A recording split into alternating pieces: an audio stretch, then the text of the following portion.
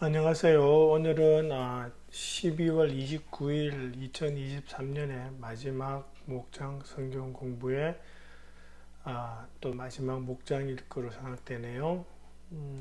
오늘은 갈라디아서 5장하고 6장을 살펴보는데요. 제가 살짝 지금 목감기가 들어서 이야기하다가 기침을 좀 할지도 모르겠습니다. 그러면 양해해 주시기 바랍니다. 이 5장하고 갈라디아서 5장하고 6장, 특별히 5장을 잘 보시면 많이 나오는 내용이 첫 부분에서 이 할례에 대한 이야기가 많이 나옵니다. 그러니까 이것은 어떻게 생각해야 되냐 하니까 할례는 어떤 율법을 지금 대표하고 있습니다. 그래서 온전히 지키지도 못할 율법, 지키려고 노력하다가 그리스도 안에서 믿음으로 누리는 그 자유를 누리지 못할 염려가 있죠.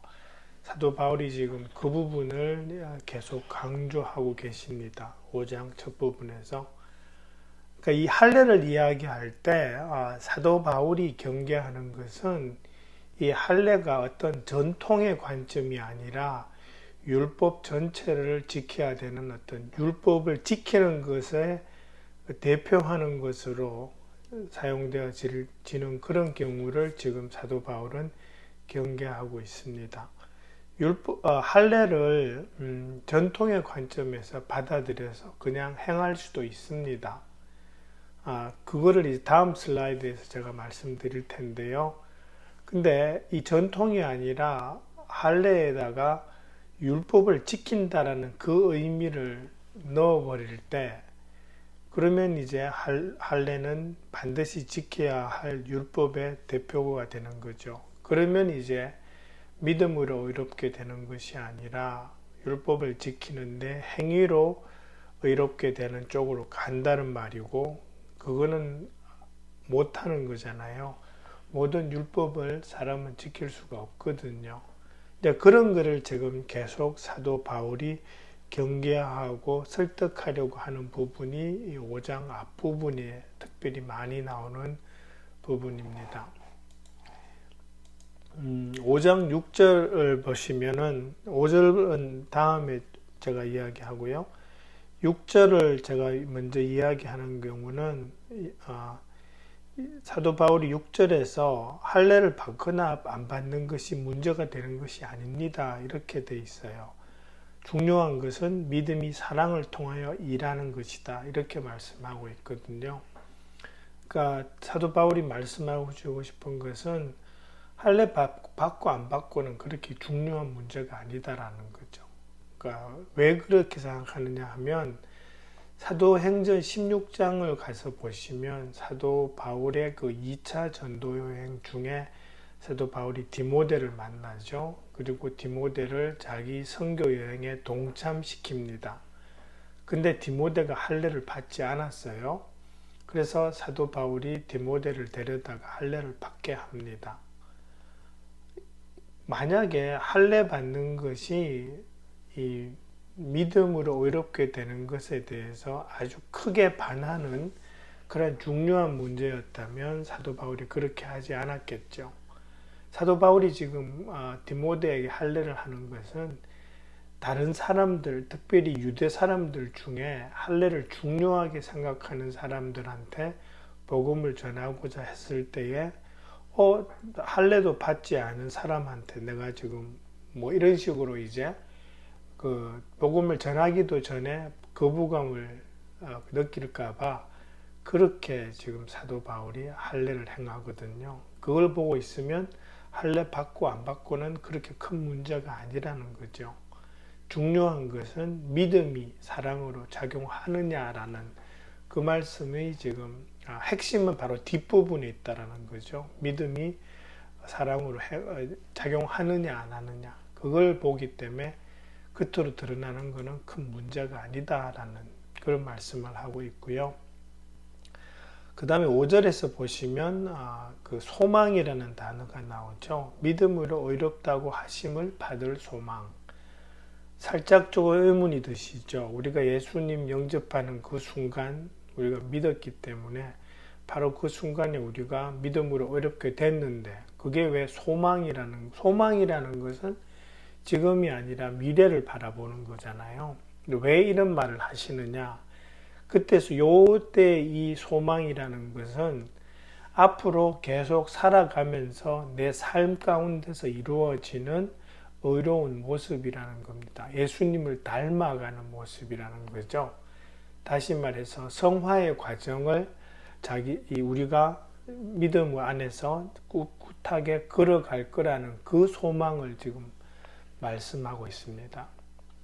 그러니까 성령을 힘입는다 그러죠. 우리 힘으로 하려고 하면 잘 안 되죠.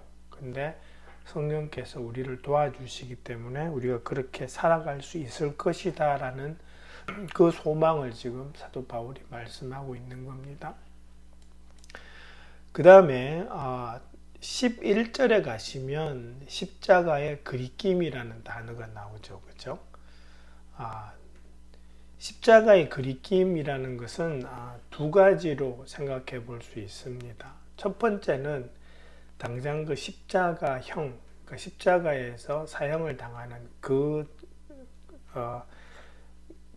형벌을 받는 것은, 이것은 중죄인한테 하는 겁니다. 그리고 노예들한테 하는 거죠.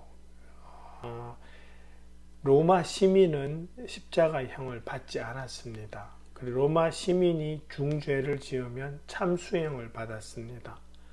그래서 사도 바울이 나중에 순교할 때도 로마 시민이기 때문에 사도 바울은 십자가형이 아니라 참수형을 받았고요. 그리고 사도 바울은 십자가형을 받았죠. 근데 그 십자가 자체에서 오는 그리낌이 있죠. 그게 첫 번째 그리낌이고요. 두 번째 그리낌은 뭐냐 하니까 사도 바울이, 그리고 복음을 전하는 사람들이 계속 이야기하는 것은 우리는 죄인이라는 거죠. 예수님께서 십자가에서 내 죄를 달고 돌아가셨다라는 것이기 때문에 십자가는 우리가 죄인이라는 것을 상기시켜 줍니다. 그와 동시에 우리한테 우리의 죄를 속할 능력이 없기 때문에 예수 그리스도께서 돌아가셨다라는 그걸 상기시키죠. 그래서 이 그리낌이라는 것은 그렇게 두 가지가 복합적으로 작용하고 있다고 보시면 됩니다. 그 다음에 17절로 가시면 그런 말씀이 나와요. 육체의 욕망은 성령을 거스르고 성령이 바라시는 것은 육체를 거스릅니다. 이것은 어떤 것을 보여주냐 하니까, 우리가 예수님을 영접했다고 해서 우리 삶 가운데에서 세상을 향한 정욕에서 이루어지는 그 죄된 욕망이 사라진 것이 아니라는 거죠. 우리 안에는 여전히 육체의 욕망과 함께 성령님의 인도하심을 따라가려는 그 욕망이 동시에 공존하고 있다는 겁니다. 그래서 이 예수님을 영접한 사람의 삶은 우리가 마지막 그 구원에 이를 때까지는, 하나님 앞에 설 때까지는 컨스턴트한, 지속적으로 이것의 싸움입니다. 우리가 좀 더 성숙해지면 육체의 욕망 부분이 조금씩은 줄어들고 성령의 인도하심이 더 강하게 나타나겠죠. 그렇지만 예수님 곧 믿고 여전히 옛날 기억에 사로잡혀 사시는 분들은 또 육체의 욕망 부분이 더 강조될 수 있죠. 그래서 사도 요 17절 하시는 말씀이 우리의 상태를 그대로 표현하고 있다고 보시면 맞고요. 결과적으로 말씀하시는 것은 그거죠. 우리 힘으로 육체의 욕망을 다스리면서 그렇게 살아갈 수는 없다라는 거죠. 성령님의 도우심이 있어야 된다라는 것을 우리가 생각해야 될 부분이고, 그렇게 해주시면 우리는 능히 이겨나갈 수 있다라는 것을 생각하면 좋겠죠. 그 다음에 갈라디아서 5장에서 아마도 가장 익히 아시는 구절이 이 22절하고 23절이죠. 그러나 성령의 열매는 사랑과 기쁨과 화평과 인내와 친절과 선함과 신실과 온유와 절제입니다. 이런 것들을 막을 법이 없습니다.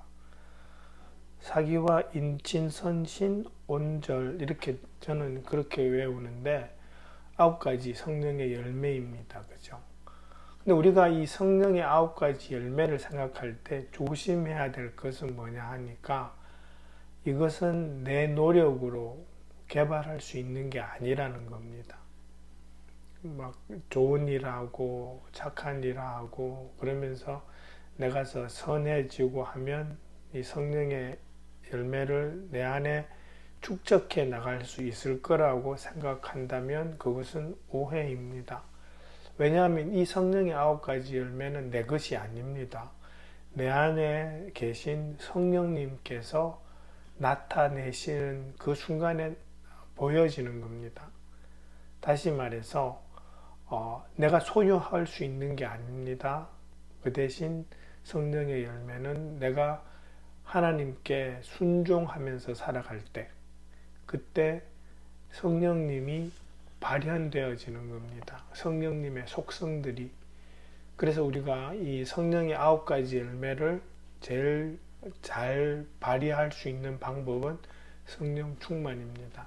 성령 충만인데 그 중에 전제로 깔리는 게 순종이죠. 그죠?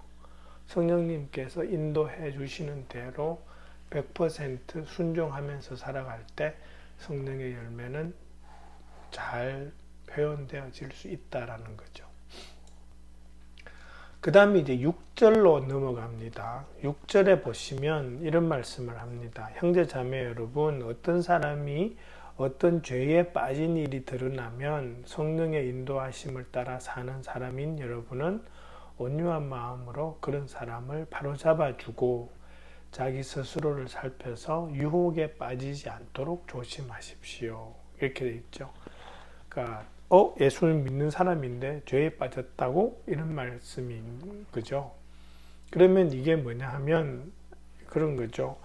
우리가 예수님 영접하고 산다고 해도 성령의 인도하심을 따라 살지 않고 죄에 빠져서 살 수도 있다라는 거죠. 그런 사람이 있을 수 있다라는 겁니다.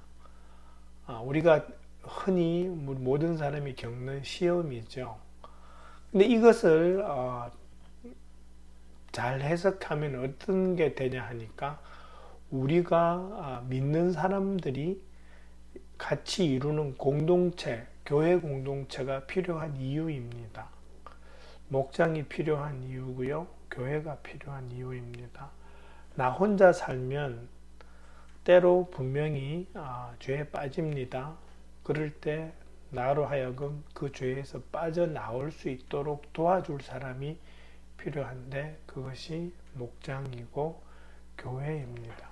그래서 우리가 왜 예수 믿고는 혼자 살지 말고 교회 안에서 나와서 같이 살아야 되는 이유가 이겁니다.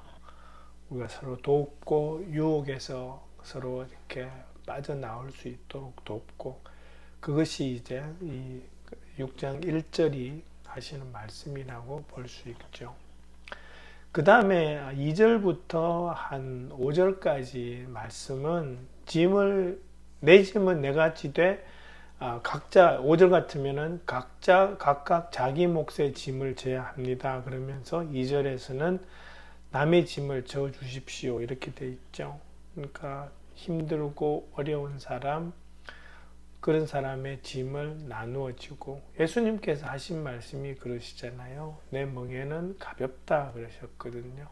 그러니까 그게 뭐냐 하면은 내가 내 힘으로 살 수도 있지만 그러면서 믿음 안에서 공동체 안에서 서로 도와가며 그렇게 사는 모습 그러한 모습이 참 예수님께서 원하시는 모습이고 그걸 우리가 살면서 실천해야 된다라는 그런 말씀으로 받아들일 수 있고요.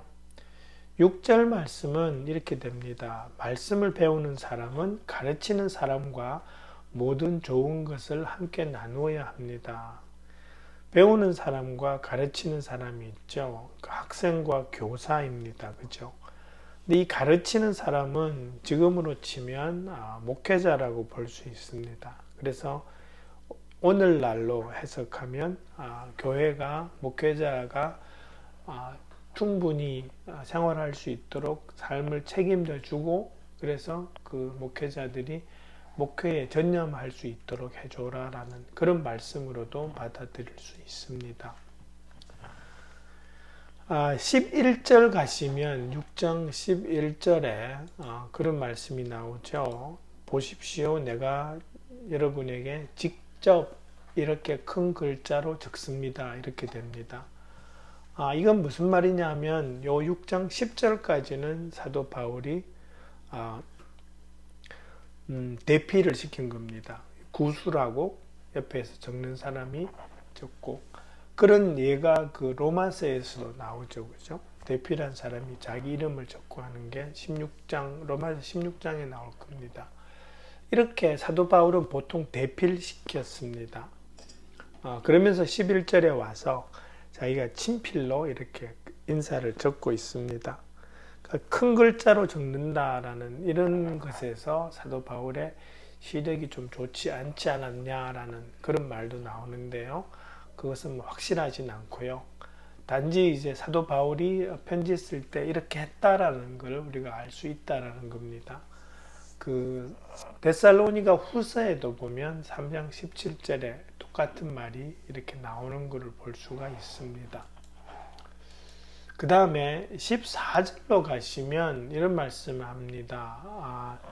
6장 14절에서 그리스도로 말미암아 내 쪽에서 보면 세상이 죽었고 세상 쪽에서 보면 내가 죽었습니다. 이게 무슨 말이냐니까 결과적으로는 지금 사도 바울이 이야기하시는 것은 세상에 대해서 죽었다라는 거죠. 자기가 세상에 대해서 죽었다라는 것은 세상의 어떤 그 유혹에 대해서 반응하지 않는다라는 말씀이 됩니다.